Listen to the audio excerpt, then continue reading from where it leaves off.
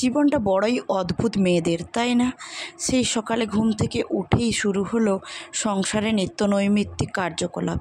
তার মধ্যে তো আছে বয়স্ক, বাচ্চা, সব কিছু মিলেই মোটামুটি মেয়েদের একটা অদ্ভুত লাইফস্টাইল। তো যাই হোক, সেই অদ্ভুত লাইফস্টাইলের মাঝখানে না বেশ নিজেকেও ভালো রাখার দায়িত্বটা নিজের সম্পূর্ণ। তবে হ্যাঁ, মনের মতো যদি মানুষ পাওয়া যায়, মনের মতো যদি সংসার পাওয়া যায়, তাহলে কিন্তু সেই কাজগুলোকে কাজ বলে মনে হয় না।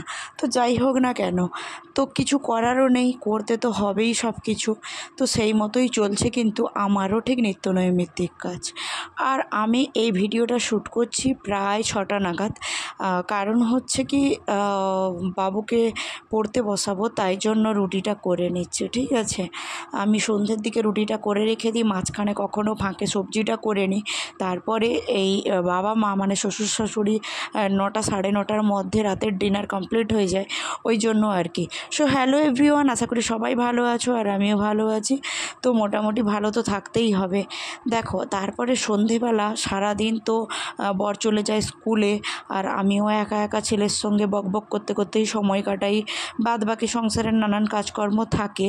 তো সারাদিনের সময় বলতে আমরা সকালে চা খাই বসে একসাথে, আর রাতে সন্ধেবেলা হচ্ছে একসাথে বসে চা খাই। তো পড়তে বসিয়ে কিন্তু চুলে একটু রোজমারি ওয়াটার লাগিয়ে নিলাম, সারাদিনের মধ্যে সময় করতে পারিনি। ওই যে বললাম, মেয়েদের জীবন বড়ই অদ্ভুত। তো যাই হোক, সেদিন আর কোনো ভিডিও শ্যুট করা হয়নি। এটা হলো নেক্সট ডে, তার পরের দিন সকালবেলা। ঠিক আছে, সকালবেলা ওদের বাবুকে রেডি করাচ্ছিলাম স্কুলে পাঠাবো বলে।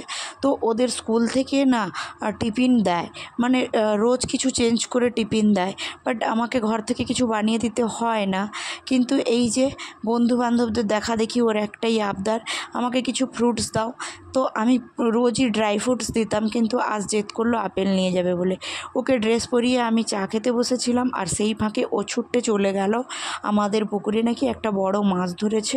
ও দাদু ডাকলো, ওটাই দেখতে চলে গেল। ও ভীষণ মাছের প্রতি ন্যাক। এই যে চলে যাচ্ছে, আর রাস্তা দিয়ে দেখতে পারলে একটা পুচকি গেল সাইকেল নিয়ে, ওটা হলো আমার ভাসুরের মেয়ে। ঠিক আছে, ও কিন্তু টিউশন বেরিয়ে গেল আর আমার ছেলে স্কুলে বেরিয়ে গেল। এই যে ভাই বোনের মুখামুখি হয়ে গেল। আর সেই মাছগুলো কিন্তু শাশুড়ি মা চটপট করে কেটে দিয়েছিল, কারণ গরমের বেলায় কিন্তু মাছগুলো বেশিক্ষণ থাকলে নষ্ট হয়ে যাওয়ার সম্ভাবনা থাকে।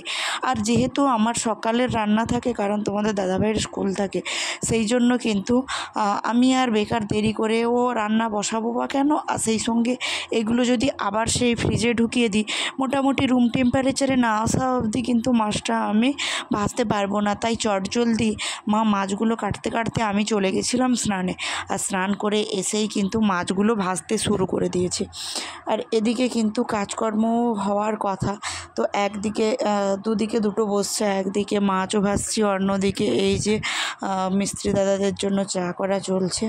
তো আজকে যে মাছটা দেখালাম, এটা হচ্ছে আমাদের পুকুরেরই মাছ, অনেক বড় একটা মাছ। কিন্তু এখন আমি ঠিক জানি না, যদিও এখন হয় কি না বলতে পারবো না, তবে এই মাছটার পেটে বেশ খানিকটা মাছের ডিম জমে গেছিলো। আর সেগুলো কী বানাবো তাই ভেবে কিন্তু লঙ্কা, জিরা, পেঁয়াজ সব কিছু মিক্সড করে অল্প 1 চামচ মতো বাইন্ডিংয়ের জন্য বেসন দিয়েছিলাম, ওটা দিয়েই বড়া বানিয়েছিলাম। আর ওই বড়াটা খেতে কিন্তু সবাই ভীষণ পছন্দ করে, আর মানে খুব খুব পছন্দ করে, সেটা হলো আমার ছেলে খুব ভালোবাসে। তো যাই হোক, আজকে কিন্তু মুড়ি খাবার বিশেষ কিছু তৈরি করিনি, কারণ ওই মিস্ত্রিদের একটাই আবদার ছিল, ওরা ভাতে জল ঢেলে পান্তা ভাত খাবে। তাই জন্য পান্তা ভাতের জন্য যা কিছু হয়, শাক ভাজা, আলু মাখা, মাছের ডিমের বড়া, এই সবই। আর তার তড়িঘড়ির মধ্যে কিন্তু বিশেষ কিছু রান্না করে দিতে পারিনি, সেটাই সবাইকে খেতে দিয়েছিলাম। তারপরে আরও কিছু রান্না ছিল, রান্নাবান্না শেষ করে বাবুকে স্নান টান করানো, অনেক টুকিটাকি ঝামেলা ঝামেলা ছিল, তার মাঝখানে আর কোনো ক্লিপ নিতে পারিনি। তো সন্ধেবেলা এই যে এখন একটু ম্যাগি বানাচ্ছি, আর বিকেলে তোমাদের দাদাভাইয়ের সঙ্গে এসছে আমার দাদার মেয়ে, কারণ হচ্ছে ওর একটা কম্পিটিশান আছে, ওর ভাইয়ের সঙ্গে যাবে, তাই জন্য এই যে দেখতেই পাচ্ছ ওরা এখন প্র্যাকটিসে বসে গেছে। তো একটু ম্যাগি বানিয়ে দুজনকে কিন্তু 50-50 করে ভাগ করে দিয়েছিলাম। তারপরে রুটিটা করে নিয়েছিলাম, সেই সাথে একটা সবজি বানিয়েছিলাম, সেটাই তোমাদের সঙ্গে শেয়ার করলাম।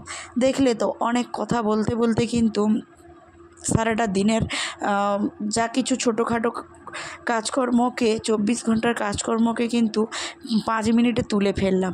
তারপর সারা দিনের ক্লান্তি শেষ করে এই যে সবাই মিলে বসে গেছি এখন রাতের ডিনারে। তো আজকের ভিডিওটা এই পর্যন্ত, আবারও আসবো নতুন একটা ভিডিওয়। কেমন লাগলো অবশ্যই জানিও কমেন্ট বক্সে। চলো নেক্সট দেখা হচ্ছে পরে, এখন তবে টাটা।